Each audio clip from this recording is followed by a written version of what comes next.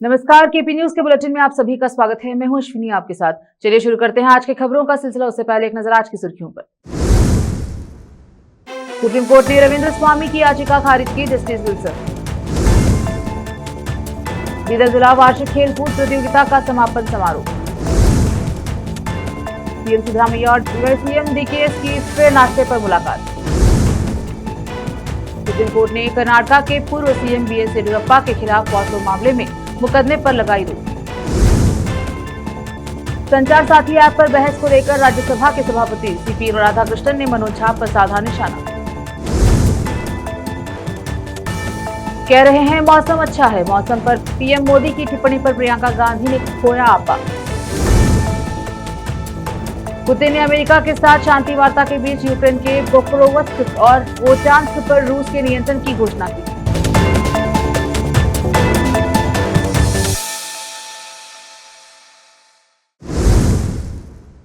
समाचारों का सिलसिला शुरू करते हुए देखते हैं समाचार विस्तार से।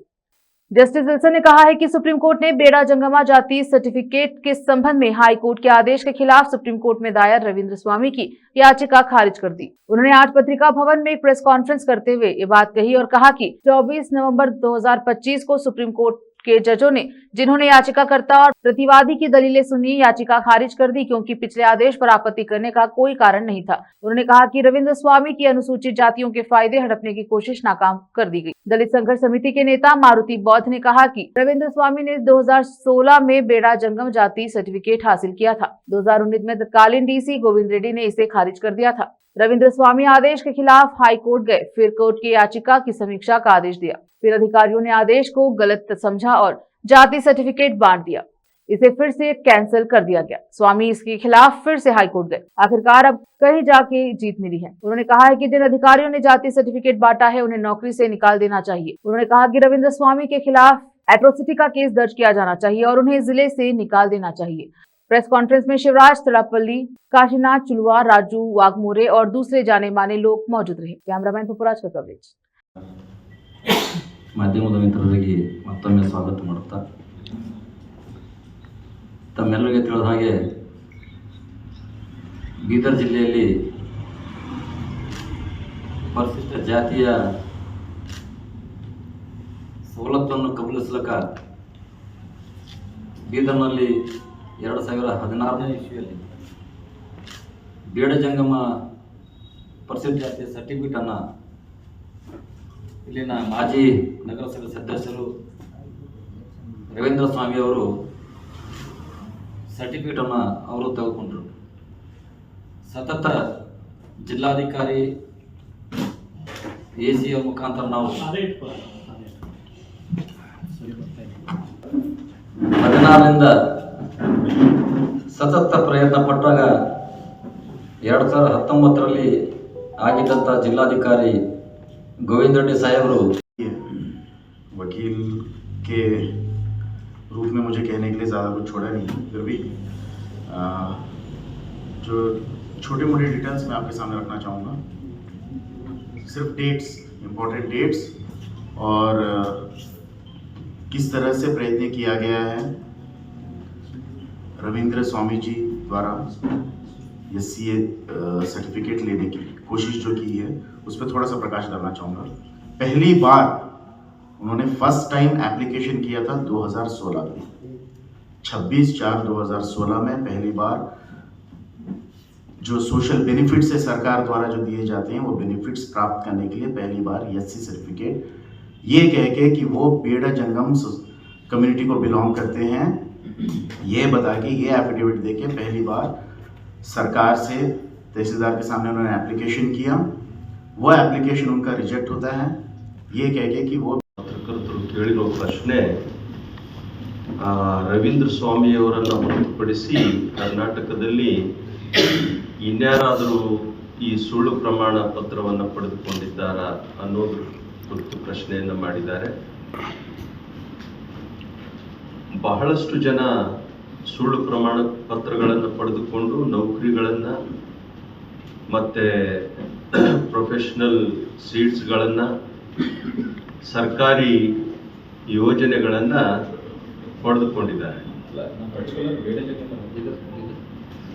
ಪರ್ಟಿಕ್ಯುಲರ್ ಬೇಡ ಜಂಗಮನು ಅಂತ ಹೇಳಿ ರಾಜ್ಯದಲ್ಲಿ ಬೇರೆ ಬೇರೆಯವರು ಪಡೆದುಕೊಂಡಿದ್ದಾರೆ.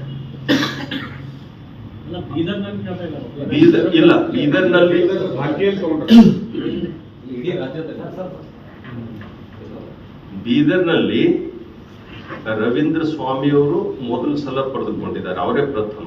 ಅದಾದ ನಂತರ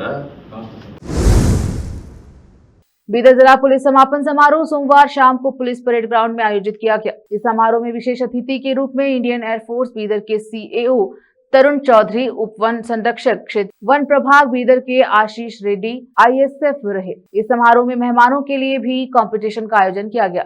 जीतने वाली टीम द्वारा विजय दौड़ और उसके बाद पुरस्कार वितरण किया गया। इस अवसर पर एसपी प्रदीप गुंटी ने सभी का स्वागत किया। कैमरामैन पपुराज का कवरेज।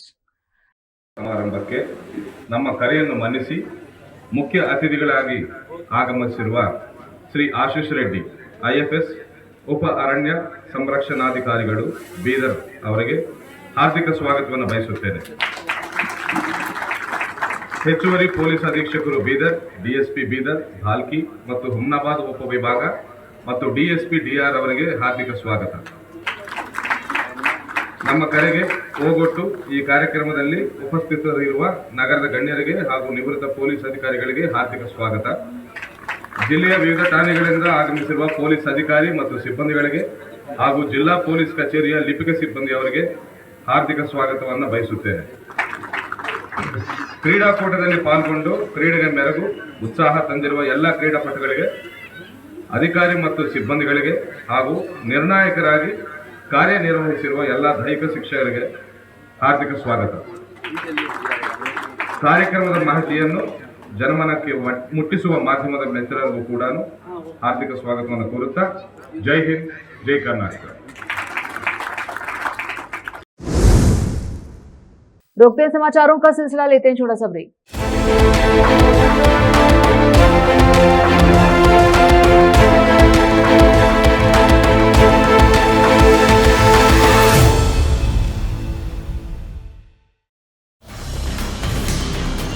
हिंदुस्तान के हर कोने में हम हैं मौजूद। 24 घंटे हालात पर गहरी नजर, खबरों से जुड़े चुपते सवालात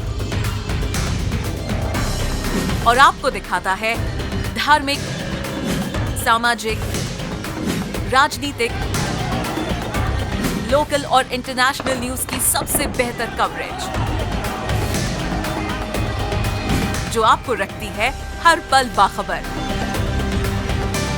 देश और दुनिया भर की खबर के लिए देखते रहें KP news 24/7। Noor education trust Bidar की ओर से चलाया जाने वाला नूर एमएड और BEd college Bidar, recognized by NCTE Delhi, affiliated to Bidar University Bidar. Admissions open for the academic year 2025 to 26. विशेषज्ञ और सक्षम शिक्षकों द्वारा शिक्षा प्राप्त करने के लिए नूर एमएड और बीएड कॉलेज बीदर में दाखिला लें और शांत वातावरण में उच्च स्तरीय शिक्षा प्राप्त करें। बीदर शहर में बेहतर शिक्षा का एकमात्र केंद्र नूर एमएड और BEd college Bidar. For more details contact Noor colony near horticulture centre, Haladgiri के Hyderabad road Bidar 585403 Karnataka India. Phone numbers 9945283920, 8050172745।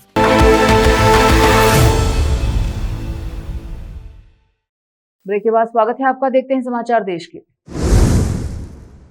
Karnataka में पिछले कई दिनों से चल रही नेतृत्व परिवर्तन की चर्चाओं के बीच राजनीतिक हलचल एक बार फिर से तेज हो गई है। मुख्यमंत्री सिद्धरामैया और उप मुख्यमंत्री डीके शिव कुमार के बीच दिख रही दूरियां अब कम होती नजर आ रही हैं। वहीं आज कर्नाटक के सीएम सिद्धरामैया नाश्ते की बैठक के लिए उप मुख्यमंत्री डीके शिव कुमार के आवास पर पहुंचे।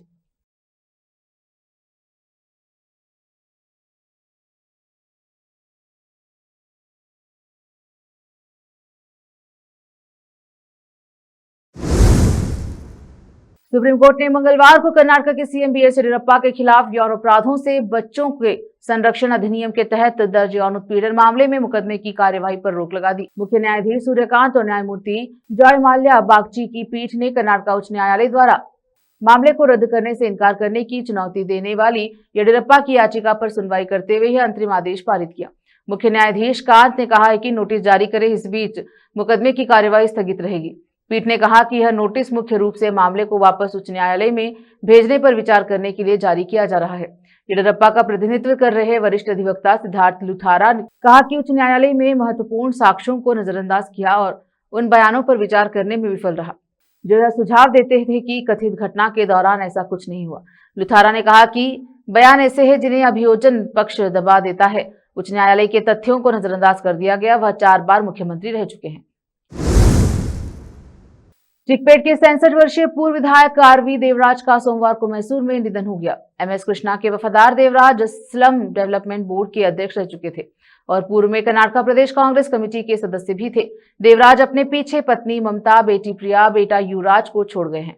उनके सहयोगियों ने बताया कि सोमवार रात करीब 10 बजे देवराज को सीने में बहुत तकलीफ हुई। उन्हें अपोलो अस्पताल ले जाया गया। डॉक्टर ने बताया कि उन्हें दिल की समस्या है और उन्हें मैसूर के Jayadeva institute of cardiovascular sciences and research unit की ले जाया गया। जयदेवा की मेडिकल टीम ने बताया कि मरीज को पहुंचते ही मृत घोषित कर दिया गया।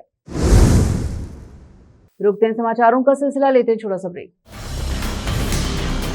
हिंदुस्तान के हर कोने में हम हैं मौजूद। 24 घंटे हालात पर गहरी नजर, खबरों से जुड़े चुपते सवालात और आपको दिखाता है धार्मिक, सामाजिक, राजनीतिक, लोकल और इंटरनेशनल न्यूज की सबसे बेहतर कवरेज जो आपको रखती है हर पल बाखबर। देश और दुनिया भर की खबर के लिए देखते रहें केपी न्यूज 24/7। ब्रेक के बाद स्वागत है आपका। देखते हैं समाचार देश के। राज्यसभा के सभापति सीपी राधाकृष्णन ने संचार साथी ऐप पर चर्चा के दौरान सांसद मनोज झा के साथ अपना आपा खो दिया, जिससे गोपनीयता और ऐप से संबंधित चिंताओं पर संसद में तनाव उजागर हुआ।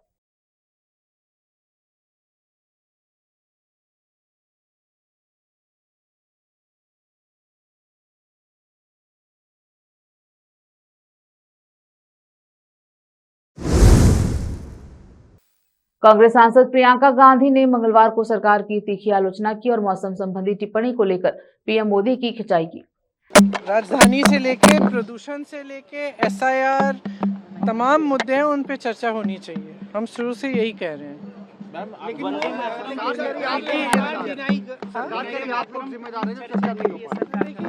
ये पूरी दुनिया जानती है। हम क्यों जिम्मेदार है कि चर्चा नहीं हो रही है? हम चर्चा मांग रहे हैं। हम तो पिछले सेशन से चर्चा मांग रहे हैं। ये करने के लिए राजी नहीं है किसी भी चीज पे। ऐसे थोड़ी चलता है सदन। सदन तो लोकतंत्र का मंदिर है।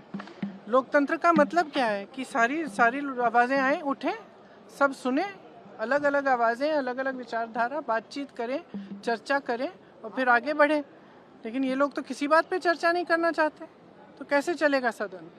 तो हम क्या मौन रहें? आप लिस्ट बदल रहे हो, सारी वोटर लिस्ट बदल रहे हो, तमाम लाखों लोगों को काट रहे हो लिस्टों पे से, वोट चोरी हो रही है, तमाम इश्यूज हैं। बीएलओ के सुसाइड, अब प्रदूषण इतना खराब है दिल्ली में, प्रधानमंत्री जी कह रहे हैं मौसम अच्छा है, तो क्या हम चुप रहें? हम किसी भी बात पे न बोलें? कैसे हो सकता है ये? केंद्रीय मंत्री ज्योतिरादित्य सिंधिया ने संचार साथी पर कहा कि जब विपक्ष के पास कोई मुद्दा नहीं है और विपक्ष मुद्दा ढूंढना चाहता है तो हम उनकी मदद नहीं कर सकते। हमारा कर्तव्य है कि हम उपभोक्ताओं की मदद करें और उनकी सुरक्षा सुनिश्चित करें। संचार साथी एक ऐप और पोर्टल है जिससे आधार पर हर उपभोक्ता अपनी सुरक्षा अपने हाथों से कर सकता है। जन भागीदारी का एक कदम है। लोगों को इसका विरोध नहीं कर बल्कि स्वागत करना चाहिए। संचार साथी पोर्टल के 20 करोड़ डाउनलोड है। ऐप के 1.5 करोड़ से ज्यादा डाउनलोड हैं। संचार साथी ने लगभग 1.75 करोड़ धोखाधड़ी वाले मोबाइल कनेक्शनों को डिस्कनेक्ट करने में सक्षम बनाया है। लगभग 20 लाख चोरी हुए फोन ट्रेस किए गए हैं और लगभग 7.5 लाख चोरी हुए फोन उनके मालिकों को सौंप दिए गए हैं। यह सब संचार साथी की वजह से हुआ है। यह ऐप जासूसी या कॉल मॉनिटरिंग को सक्षम नहीं करता। आप इसे अपनी इच्छा से एक्टिवेट या डीएक्टिवेट कर सकते हैं। अगर आप संचार साथी नहीं चाहते तो आप इसे डिलीट कर सकते हैं। यह ऑप्शनल है। यह कस्टमर सुरक्षा के बारे में है। मैं सभी गलतफहमियों को दूर करना चाहता हूं। यह हमारा कर्तव्य है कि हम इस ऐप को सभी को बताएं। इसे अपने डिवाइस पर रखना या न रखना यूजर पर निर्भर करता है। इसे किसी भी अन्य ऐप की तरह मोबाइल फोन से डिलीट किया जा सकता है। कोई मुद्दा नहीं होता और विपक्ष मुद्दा ढूंढना चाहता है तो विपक्ष की मदद हम नहीं कर सकते। हमारी जिम्मेदारी है उपभोक्ताओं की मदद करने की, हमारी जिम्मेदारी है उपभोक्ताओं की सुरक्षा देखने के लिए। क्या है संचार साथी? संचार साथी एक ऐप है और एक पोर्टल है जिसके आधार पर हर एक उपभोक्ता अपनी सुरक्षा अपने हाथों से कर पाता है। ये जन भागीदारी का एक कदम है।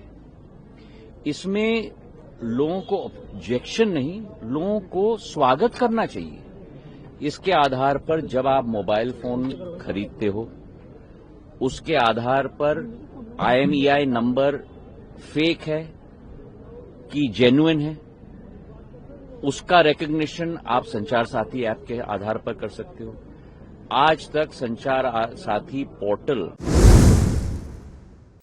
मुरादाबाद के बुध बाजार स्थित जीजी हिंदू इंटर कॉलेज के मुख्य गेट पर एक छात्र ने अपने ही शिक्षक अरुण कुमार त्यागी पर धारदार हथियार से वार कर दिया। हमले में त्यागी जी की कमर पर गहरी चोटें आई हैं और उन्हें तुरंत जिला अस्पताल ले जाया गया, जहां डॉक्टरों ने लगभग 7 टांके लगाकर उनका इलाज शुरू कर दिया। उनकी हालत अब खतरे से बाहर बताई जा रही है। हमले के बाद आरोपी छात्र, जो कक्षा 10 का बताया जा रहा है, डबल फाटक क्षेत्र का रहने वाला है, मौके से फरार हो गया है। घटना की सूचना मिलते ही कॉलेज में अफरा तफरी मच गई और सभी शिक्षक तुरंत सदर कोतवाली पहुंचे हैं, जहां उन्होंने आरोपी के खिलाफ शिकायत दर्ज कराई। पुलिस ने मामला धारा 307 तहत दर्ज कर लिया है और सीसीटीवी फुटेज के आधार पर छात्र की तलाश शुरू कर दी है। कोतवाली पुलिस ने बताया कि हमले की वजह संभवतः एक दिन पहले कक्षा में शिक्षक द्वारा दी गई डांट हो सकती है, जिससे छात्र नाराज था। आगे की जांच जारी है। आरोपी की जल्द गिरफ्तारी होगी। मुरादाबाद से आलम वारसी की रिपोर्ट। क्या नाम है आपका और क्या घटना हुई आज? मेरा नाम अरुण कुमार त्यागी हूँ। मैं जीजी हिंदू इंटर कॉलेज स्टेशन बुध बाजार में लेक्चरर हूँ हिस्ट्री सिविक्स का। सुबह जब मैं अपने घर से आया 9:15 बजे करीब मैं घर से कॉलेज के लिए चला, तो जैसे ही मैं गेट में घुसा, पीछे से ऐसा लगा मुझे किसी ने कोई चीज़ मारी मेरी कमर पे। उसके बाद मैंने अपनी बाइक कॉलेज में खड़ी करी। वापस जब मुड़ कर देखा, मैंने सड़क पे दोबारा आया तो वो लड़का भाग चुका था किसी ने। बाद में जब मैं क्लास में जाके बैठा अपने कमरे के अंदर, तो मैंने जब देखा कि दर्द बहुत हो रहा, तो मैंने पीछे हाथ लगा देखा तो ब्लडिंग हो रही थी। उसके बाद मैंने प्रार्थना स्थल पर जो हमारे अपना अनुशासन पर भारी है, उनसे कहा कि भाई ऐसे कैमरा चेक कराओ। उसके बाद फिर ये लोग मुझे लेके अपना डॉक्टर के आ गए। उसके बाद फर्स्ट एड ली। अब आपके सामने अपने थाने में। किस जगह की घटना है ये कॉलेज जीजी हिंदू कॉलेज के गेट में घुसते ही एंट्री गेट पे ही है। किन लोगों ने हमला किया आपको? ये कुछ नहीं कह सकता कौन था। छात्र अपने कॉलेज के? नहीं, इसकी मुझे जानकारी नहीं। थाने में तहरीर दी आपने? थाने में तहरीर दे दी, कोतवाली थाने में तहरीर दे दी है। कितने लोग थे, कुछ देखा आपने? नहीं, ऐसा मैंने नहीं देखा। मुझे लगा कि कोई था पीछे से मार के भाग के गया, उसको मैं देख भी नहीं पाया। पुलिस से शिकायत कर दी आपने? हाँ, उसकी तहरीर थाने में दी है। तमिलनाडु में चक्रवात दितवा का असर देखने को मिल रहा है। ऐसे में दितवा के बाद चेन्नई में तेज हवाएं चल रही हैं और समुद्र में उफान है। कई जगह जलभराव भी देखा गया है। ये वीडियो मरीना बीच से है।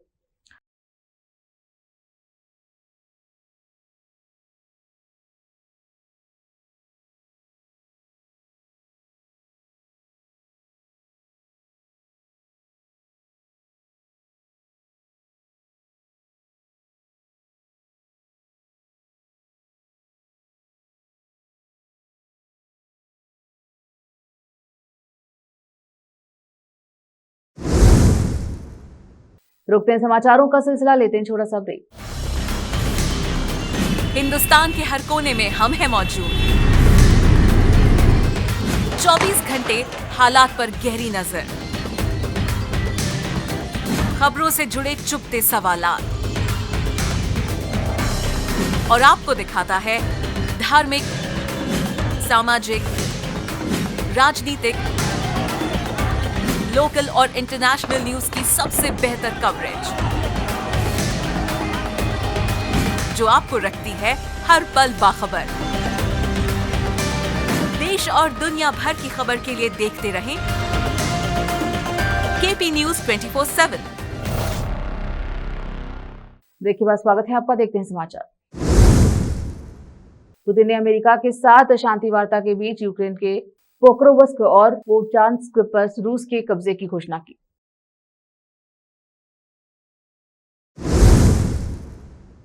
गुजरात स्पोर्टर्स ओपन 2025 अहमदाबाद में संपन्न हुआ, जिसमें CWG 2030 से पहले राज्य की बढ़ती स्पोर्ट्स शक्ति का प्रदर्शन किया गया। राज्य की प्रमुख स्पोर्ट्स प्रतियोगिताओं में से एक गुजरात स्पोर्ट्स ओपन 2025 का ग्रैंड फाइनल आज अहमदाबाद के कर्णावती क्लब में संपन्न हुआ, जो 2030 के राष्ट्रमंडल खेलों से पहले मुख्य धाराओं के खेल के रूप में स्पोर्ट्स को बढ़ावा देने के लिए गुजरात के प्रयास में एक महत्वपूर्ण मील का पत्थर है। गुजरात स्पोर्ट्स एसोसिएशन और federation of electronic sports association of India FEAI द्वारा गुजरात सरकार के सहयोग से आयोजित इस चैंपियनशिप में राज्य भर से 2328 पंजीकरण हुए हैं। गेमर्स ने 6 प्रमुख खिताबों BGMI, Chess.com, real cricket, EAFC 25, football, mobile और स्ट्रीट फाइटर 6 में प्रतिस्पर्धा की है।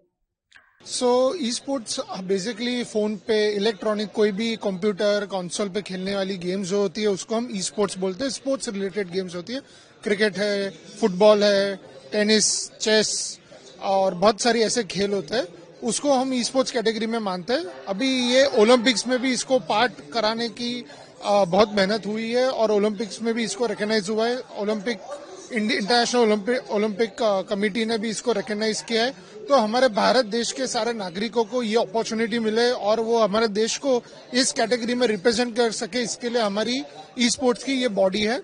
और जैसे आप from the perspective of federation of esports association of India, I would like to congratulate Sridev Patel, who is also the president of Gujarati esports association, जिन्होंने इतना बड़ा इनिशिएटिव लेके इतने कम समय में इतना अच्छा टूर्नामेंट कंडक्ट किया। 2500 के करीबन पार्टिसिपेंट्स आए हैं, जो कि एक काबिल तारीफ अचीवमेंट है और आशा है कि आगे बढ़ के भी ये जो टूर्नामेंट है वो और मोमेंटम लेगा और ज़्यादा पार्टिसिपेंट्स आएंगे। फिर बहुत ही अच्छा मौका है। मैं पिछले कॉमनवेल्थ गेम्स खेला था, तो मैं तो सौभाग्य मानता हूँ कि अपने लाइफ टाइम में 2 कॉमनवेल्थ गेम्स अपने देश में देखने को मिलेंगे और 2030 की मेज़बानी हम करेंगे, वो भी अहमदाबाद में।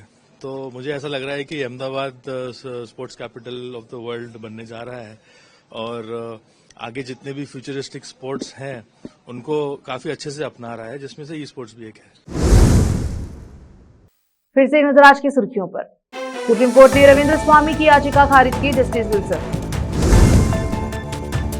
बीदर जिला वार्षिक खेल कूद प्रतियोगिता का समापन समारोह। सीएम सिद्धरामैया और सीएम DKS की फिर नाश्ते पर मुलाकात। सुप्रीम कोर्ट ने कर्नाटक के पूर्व CM BS येडियुरप्पा के खिलाफ पॉक्सो मामले में मुकदमे पर लगाई रोक। संचार साथी ऐप पर बहस को लेकर राज्यसभा के सभापति CP राधाकृष्णन ने मनोज झा पर साधा निशाना। कह रहे हैं मौसम अच्छा है। मौसम पर PM मोदी की टिप्पणी पर प्रियंका गांधी ने खोया आपा। पुतिन ने अमेरिका के साथ शांति वार्ता के बीच यूक्रेन के पोक्रोवस्क और वोचांस्क पर रूस के नियंत्रण की घोषणा की।